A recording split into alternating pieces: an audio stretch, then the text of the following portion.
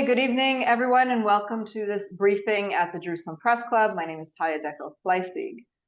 This week, the Iron Swords War passed into 400 days, and with back and forth chatter over ceasefires and rejections of ceasefires, the end is yet in sight. In Israel, 2 civilian carpenters were killed yesterday by Hezbollah rocket fire. The north remains under siege, and even central Israel was targeted again today. Soldiers continue to pay the price of war, and 101 hostages remain in Gaza. Meanwhile, the region is now looking closely at the expected changes to the American administration to recalibrate in anticipation of potential impact at home. With us to provide some perspective on the Israeli considerations is Dr. Eyal Hulata, National Security Advisor to the previous government in Jerusalem and currently a visiting fellow at the Foundation for Defense of Democracies. Good evening, Dr. Hulata. Thank you, Talia. Good to be here again.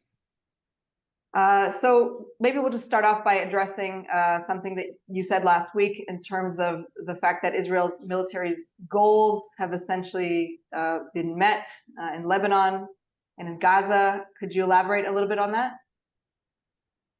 Yeah, I think it's important to understand where both those fronts are at. This is something that I think for weeks now it's been clear that Israel has achieved most, if not maybe all, of what is possible to be achieved militarily.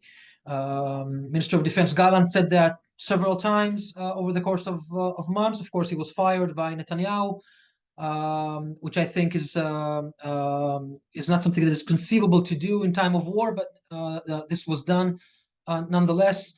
And the question remains: what is there to gain as Israel continues its presence in both in Gaza and in Lebanon? It is clear that Hamas has been decimated. I think it is especially after the IDF were able to put their hands on Yahya Sinwar, and we've been anywhere possible in Gaza. Of course, there are still terrorists fighting in Gaza, and they will counterinsurge at any point in time. There are many of them, and we've been talking about this throughout my briefings. The IDF will not be able to eliminate all of Hamas activity in Gaza. But the fact that Hamas is not able to fire rockets on the rear of Israel and hasn't done so significantly in a long period of time says a lot. The fact that Hamas is not able to mount a counterattack on the IDF while they're in Gaza, they are able to do local things. And of course, we are suffering from casualties on a weekly basis in numbers that are definitely exceed what we would all want them, and of course what remains to be seen is where this is going to. What are the real objectives of the Israeli government vis-a-vis Gaza, and specifically, of course, the question of the hostages. Is the government aiming for the release of the hostages, or are we just in a blame game of who's to be blamed, and whose fault is it that the hostages have not been released? Is it Hamas that is clearly objecting and mounting difficulties on the negotiation? So definitely Hamas has not said yes, but what is Israel doing? What are the new administration potentially would be able to do, and the role of the Qataris to ensure the release of the hostages, which ultimately is a center piece in the objectives of the war in Gaza.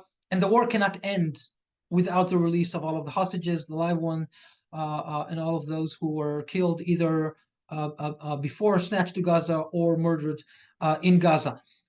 So this is for Gaza. As for Lebanon, I think the IDF are gaining progress along the border in this limited ground operation to try to free from infrastructure and terrorists the corridor that is close to the border.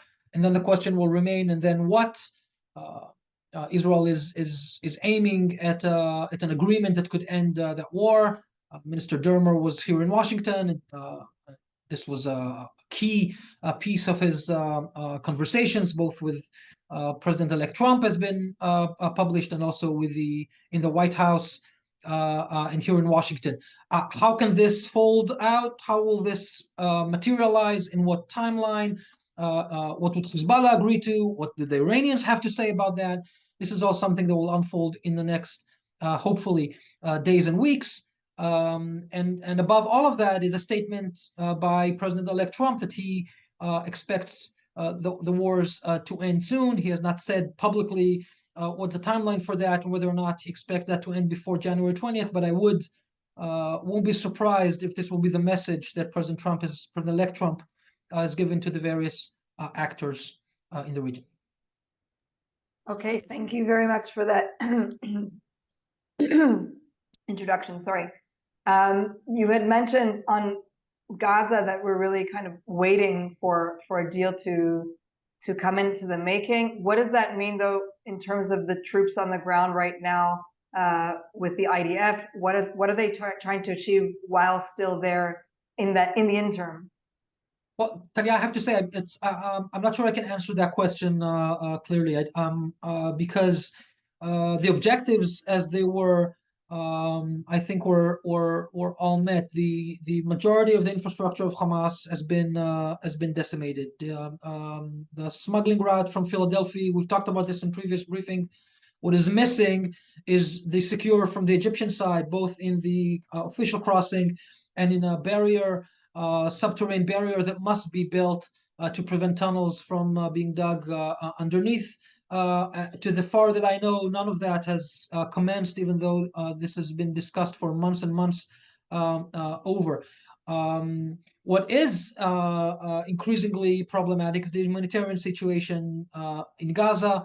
There has been a dramatic increase of flux of trucks into Gaza, and Secretary Blinken just yesterday said that Israel is complying with the demands that the administration has put about a month ago. The 30 days of the letter from Secretaries Austin and Blinken expires today, and Secretary Blinken said yesterday that the IDF has been doing what was expected, or in so many words. But still, the problem remains. Hamas, or people on behalf of Hamas, continue to control most of the civilian life in Gaza, and they continue to take most, or I don't know the exact numbers, but a lot of the aid that is provided to Gaza and sell it in the black market. This has been increasingly happening. And I think this is the key problem that Israel, the government of Israel, needs to face in the near future, and that is governance and management of the civilian life in Gaza. This is day 404 or 5 today. And if there is no resolution for the situation, the IDF presence will continue to be in Gaza, and the governance of Gaza will increasingly be a burden. I've said many of these briefings before. The IDF should not aim to govern Gaza, and I don't think the government of Israel has ordered the IDF to govern Gaza. But time has a tendency to flow on its own pace, and as time progresses, these issues will need to be resolved. Not only to provide aid, but to provide all the other governance, electricity and water and sewage and many things that will need to be taken care of. In Gaza, there are about 2 million people that live there. And I think this will increasingly be the issue that the government will need to take care of. How will they deal with that? That depends on the policy, that depends on the objectives that the Prime Minister Netanyahu will give to that apparatus. But this is not a military campaign. This is a political decision and a policy that needs to be implemented. And as I say before, above all of that should be at a top priority now that most of, or even all of the military objectives have been achieved, to release the hostages, to release all of them, the live ones and those who are dead, to bring them back to Israel. This is a responsibility of the government. This is a top priority. And the fact that Hamas doesn't want it does not change a lot. It is an Israeli objective. It is Israeli responsibility. And we need to create the condition that would allow the hostages to be released. So going back to the issue of the hostages being released, and the fact that you mentioned that it's not necessarily the Hamas, but also other people who are working on their behalf, at least when it comes to control of the humanitarian assistance and division of food and all that. We saw today that the video released with the testimony with the or we can call it the psychological warfare video released of one of the hostages of Sasha Tulfanov was released, in fact, by the Islamic Jihad, not by Hamas at all. So, are you confident that as this deal, if it doesn't indeed happen, comes together, that there is a single party that is being spoken to, that there is someone who is able to really oversee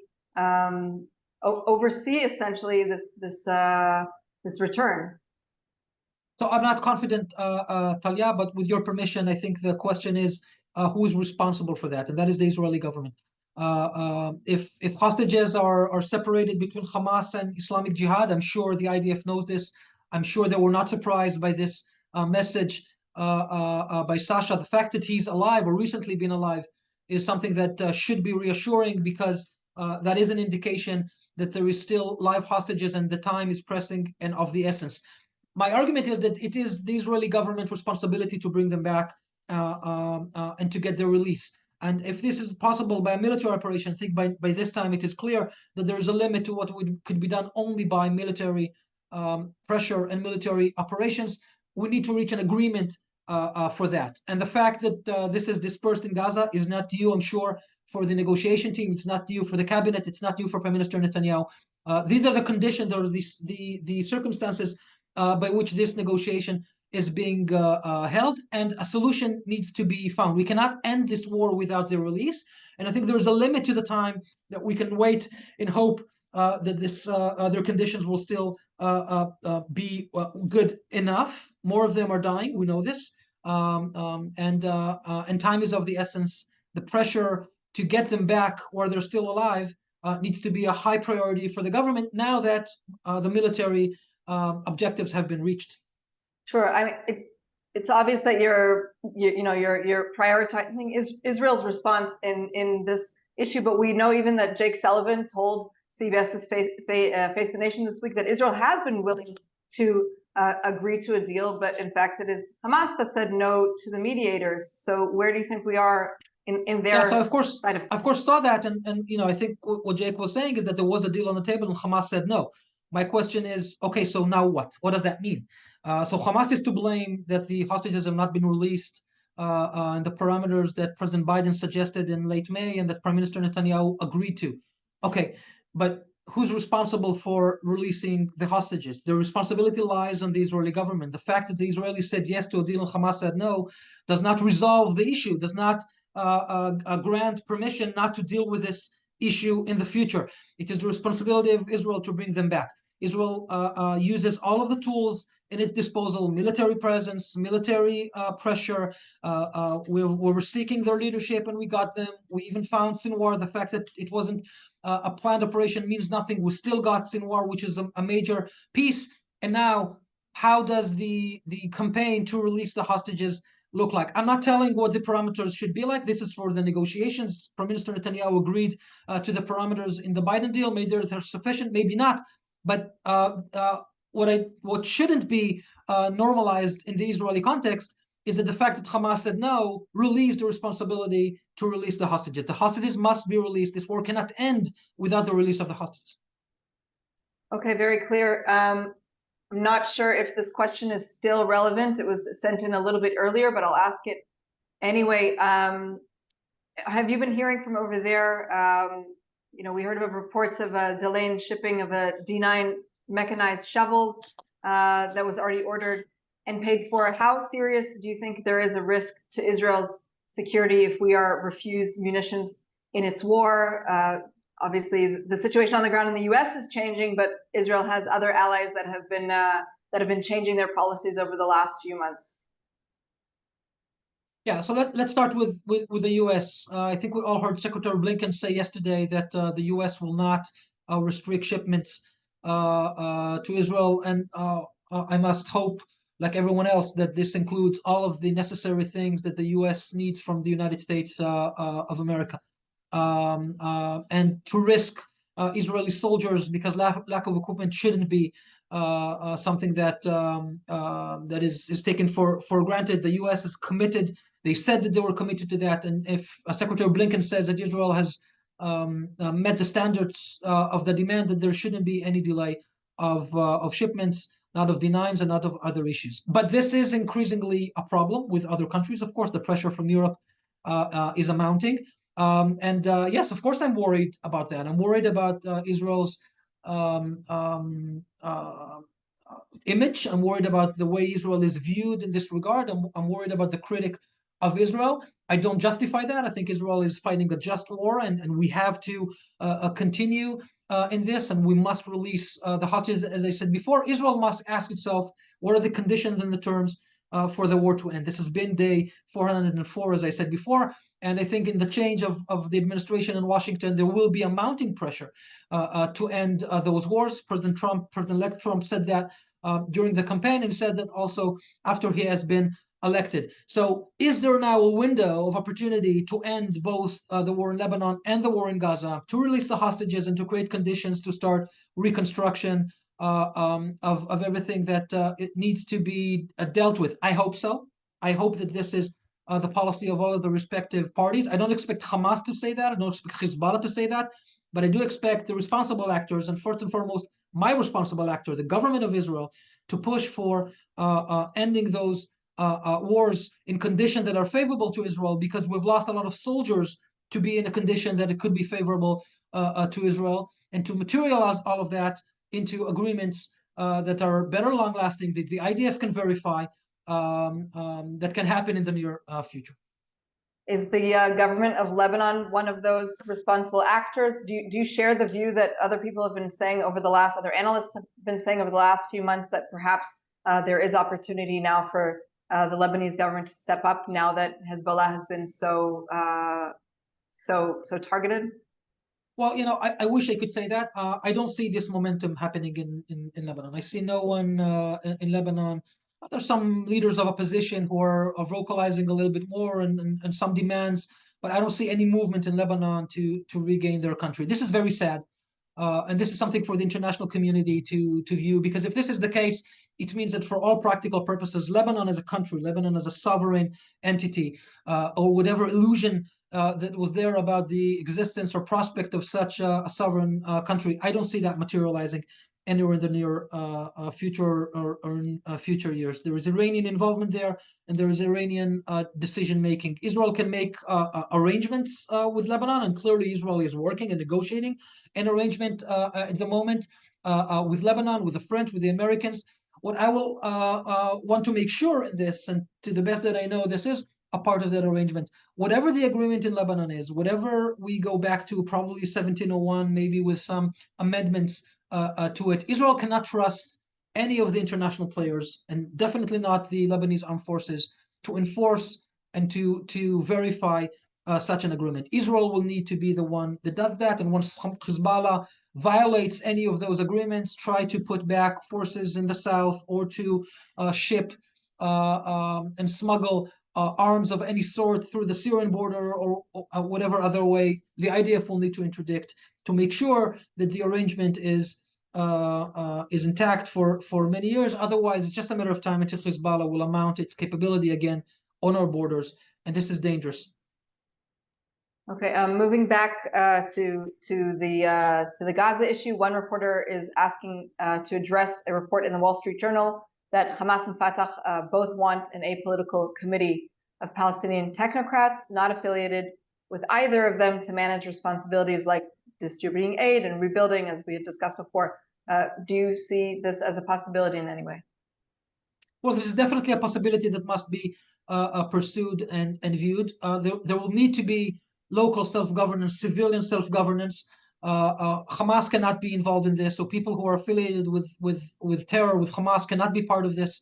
It is the position of the Israeli government that the Palestinian Authority cannot be part of it. So maybe this proposition is a way to find to square that circle, so to speak, in this regard. But there must be an engagement, a serious engagement with local Palestinian, I would want to say, pragmatists, as long as they're there, that could govern the civilian life in Gaza. I don't know the details of that proposition, but it seems like something that the government of Israel must pursue and see if there's something meaningful behind it.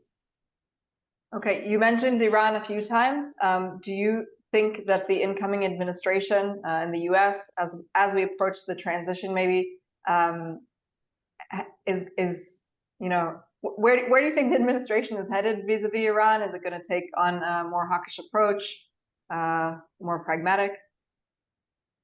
So, we've been talking about Iran in any of my briefings, and I think it is crucial to make sure that we all continue to understand the volatility of the situation because of the way Iran has designed the area and using the time, trying to use the time in their advantage. The proxy strategy that Iran has crafted for many, many years is crumbling in front of their eyes. Hamas is not what it used to be, and from their perspective, October 7 may have damaged Israel and definitely murdered so many of us. This did not crumble Israel. This is not reshape the region. In fact, Israel does have militarily the upper hand as it comes to Gaza. And with Hezbollah, I think the Iranians didn't want Hezbollah engagement. It happened anyway, and now Hezbollah has paid the highest price in any of the conflicts Israel has done with Hezbollah, not only decapitating all of the leadership, but also taking a lot of the infrastructure. Hezbollah is incapable of executing all of its capabilities on Israel. They continue to fire, of course, and you mentioned the two casualties we had in Nigeria, and many rockets and drones have been fired over Israel. But this is not the Hezbollah that everybody were dreaded of. And Iran itself was not able to mount their attacks, and they lost their air defenses. This is the calculus, the military calculus on it. But Iran looks beyond just the military calculus, and clearly they must be asking themselves, what should we do now? And what worries me the most, and I think what should worry the entire Western world the most, is the Iranian nuclear program. Will they use this lame duck period to gain significant progress in their weaponization program? Grossi, the head of the IEA, is now in Tehran for negotiations. It will be interesting to say what he says when he came out, but to whoever listened to his briefings before he left, he was very worried about the close proximity of Iran to the capability of weaponizing, should they choose to. This is the dilemma that the incoming administration will need to face. How do they deal with that? I think what we see at the moment, and I hope this will remain the case, that Iran is not rash about this and are not taking unnecessary risk. They must know that if they do, then Israel will get all the legitimacy to act and probably be backed by the outcoming administration, the incoming administration, to also attack their nuclear facilities and maybe even their energy facilities. This will be the toll or the price for Iran dashing for the bomb in the near future, and I think they know that, and we need to maintain that understanding in Iran while we explore other routes. It is my expectation that the incoming administration will revisit the concept of a pressure campaign of some sort. I think it is very clear that it is personal for President Trump. He said that. They tried to kill him. And this is not something that I think President Trump or President-elect Trump will take lightly. And I would expect the new incoming administration to be more hawkish or more pressuring Iran, making sure that they understand that there is a limit to what they will be willing to take, and expect concessions or dramatic concessions from the Iranian side. I don't want to say more than that because I don't know more than that, and I don't want to get ahead and to put the horses ahead of, or the carriage ahead of the horses in this regard. I know that this is something that so many people in Washington are now working to craft, and we all need to pay attention for that because it is crucial times and very volatile. So I actually was going to ask you whether you think that this administration will give Israel a freer hand if needs be in terms of striking Iran's nuclear capabilities. But do you think that given the last, the ping pong that we've had with Iran directly over the last year, including two large scale missile attacks, using of course other things as well, directly on Israel over the past year, once in April and once in October, would it be a wise decision for Israel to enter this war directly, and not expect a much more volatile response from Iran this time? So first of all, I think Israel did not engage in any of those direct attacks. Israel responded twice to failed Iranian attacks, and the fact that Iran failed in their attacks shouldn't have meant that Israel does not have the responsibility, not just the right, to respond. I didn't like the take the win argument that was raised here in Washington. I thought that it was important to make a very strong point to Iran that maybe they cannot attack us, but we can definitely attack them, and they should retract from this direct conflict with Israel. To the best of my understanding, Israel is not planning an attack now on Iran. Israel is on the watch to see what Iran will do. Iran has been threatening to attack. Iran has been threatening to attack last Tuesday on the election day here in Washington or in the US, and of course they didn't do that.